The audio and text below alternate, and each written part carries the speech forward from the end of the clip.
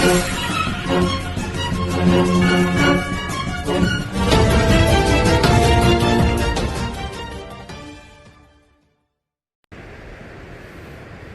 علیکم۔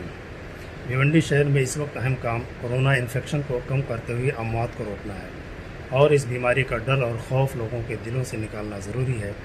ہمارا ایمان و یقین ہے کہ موت کا وقت مقرر ہے، لیکن اللہ تبارک و تعالیٰ کے فرمان قرآن کریم کی آیت وَلَا تُلْقُوا بِأَيْدِيكُمْ إِلَى التَّهْلُكَةِ ہے کہ اپنے ہاتھوں اپنے آپ کو ہلاکت میں نہ ڈالیں۔ اس وقت پوری دنیا عالم اسلام میں بھی جن احتیاطی تدابیر کو اختیار کیا ہے، ہمیں بھی اپنانا چاہیے، اور وہ احتیاطی تدابیر خود ہمارے نبی حضرت محمد مصطفیٰ صلی اللہ علیہ وسلم نے ہی ہمیں دی ہے۔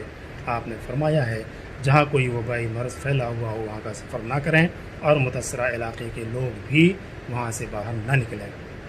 اگر یہ احتیاطی تدابیر اختیار کی جائیں گی تو پازیٹیو کیسز کم ہوں گے، تیاری کا موقع ملے گا، علاج و معالجہ کا انتظام ہو سکے گا، ہاسپٹلوں میں بیڈ ملیں گے اور آکسیجن اور وینٹیلیٹر مل سکے گا۔ لاک ڈاؤن بھی اسی لیے کیا جا رہا تھا کہ جہاں وائرس کے پھیلاؤ کو روکا جائے، وہیں آنے والے متوقع خطرات اور خدشات سے بچنے کی تیاری کی جائے۔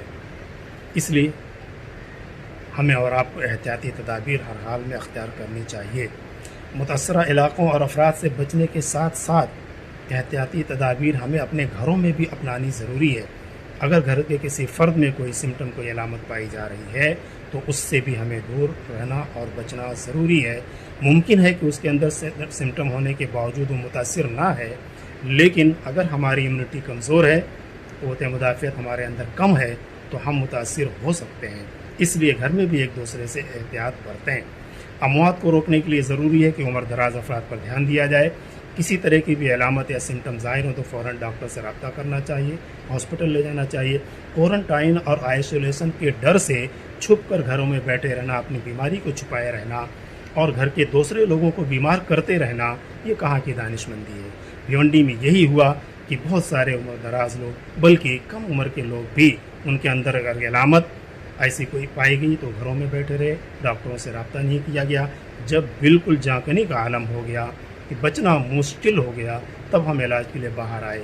پھر نتیجہ یہ ہوا کہ نہ ہم خود بچ سکے اور گھر کے کئی لوگوں کو بھی ہم نے بیمار کر دیا۔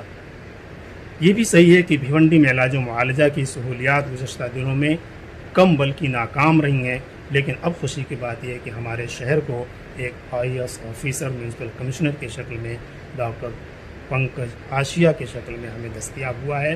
ہمیں یہ امید ہے کہ آگے بہتر علاج کے انتظامات ہوں گے۔ اب شہر کے علماء کرام اور ڈاکٹروں سے میری یہ گزارش ہوگی، یا اپیل ہوگی کہ آپ سامنے آئیں، اس شہر کو، کارپوریشن کو یا اس سسٹم کو اکیلا نہ چھوڑ دیں۔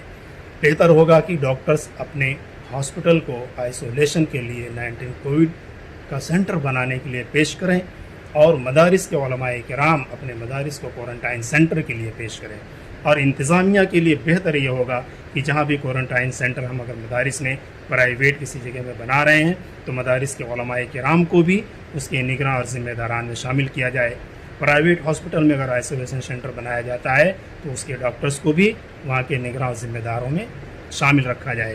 اس سے ہوگا یہ، کمیونٹی کے اندر جو غلط فہمیاں، جو افواہیں پھیل رہی ہیں، اور کمیونٹی کو جب اپنے مریضوں کی کوئی خبر اور اس کی کوئی خیریت کئی دنوں تک نہیں ملتی ہے تو وہ بھی شک شبے کے شکار ہوئے رہتے ہیں، اور بغیر کسی خیریت کے اگر دوسرے تیسرے دن یا چند دنوں کے بعد اس کے مریض کی لاش اس کے حوالے کر دی جائے تو غلط فہمیوں کا، کچھ شبہات کا پیدا ہونا ایک فطری اور لازمی امر ہے۔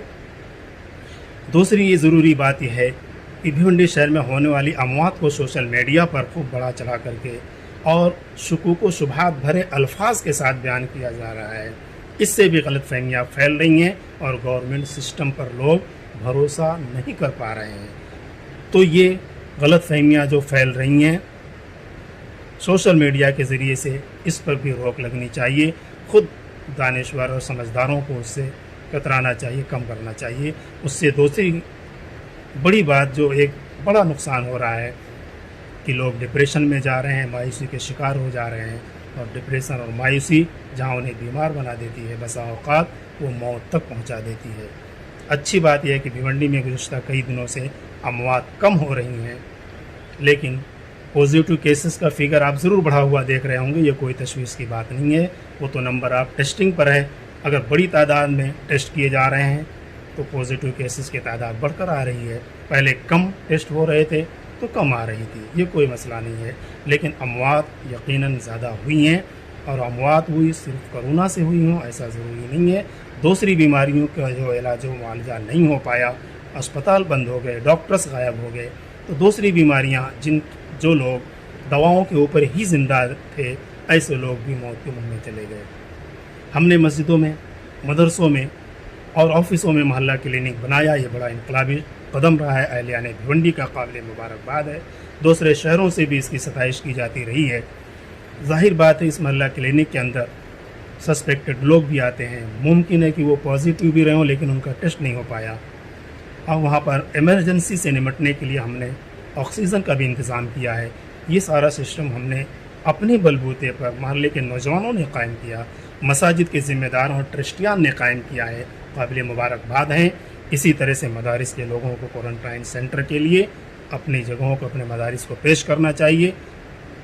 हॉस्पिटलों के डॉक्टर्स को, प्राइवेट अस्पतालों को कोविड-19 और आइसोलेशन के लिए पेश करना चाहिए।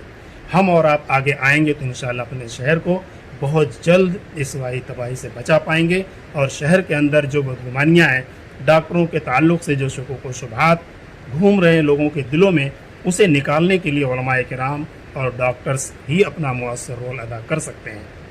आइए हम ये कोशिश करें उलमाए किराम और डॉक्टर्स के ज़रिया कि म्यूनसिपल कॉरपोरेशन के सिस्टम का, इंतज़ामिया का, हेल्थ डिपार्ट का जो भी मुमकिन हम ताउन करेंगे शहरियों को हलाकत और तबाही से बचाने के लिए, अपने शहर की खैरियत के लिए। शुक्रिया, जज़ाकल्लाह।